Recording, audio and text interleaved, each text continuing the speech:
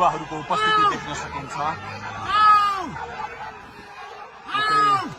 ठुलो मात्रामा युवाहरूको उपस्थिति, प्रहरीको बार तोडेर दुर्गा प्रसाई आफै अगाडि बढ्दै हुनुहुन्छ। प्रहरीलाई गाडीले पेलेर दुर्गा प्रसाई अगाडि बढ्दै हुनुहुन्छ।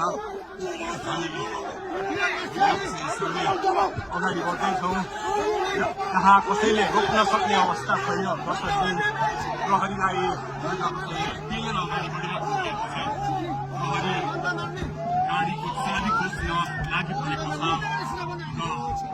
दुर्गा प्रसाईले प्रहरीको एक लेयर तोडिसक्नु भएको छ र अब अगाडि सशस्त्र प्रहरीको टोली रहेको छ। उहाँ अगाडि बढिराख्नु भएको छ। यो गाडीमाथि प्रहरीले अन्धाधुन्दा लाठीचार्ज गरिरहेको छ। तपाईँ देख्न सक्नुहुन्छ दुर्गा प्रसाईको गाडीलाई प्रहरीले रोकिराखेको अवस्था। उहाँले यो प्रहरीका सम्पूर्ण सुरक्षा घेरा तोडेर दुर्गा प्रसाई अगाडि बढ्नु भएको छ र यति बेला तीनखुनेको यो पुलबाट अगाडि बढिसकेको छ। यो दृश्य अगाडिपट्टि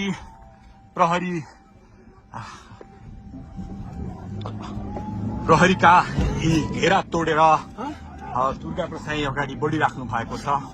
हामी दृश्य देख्न सक्छौँ।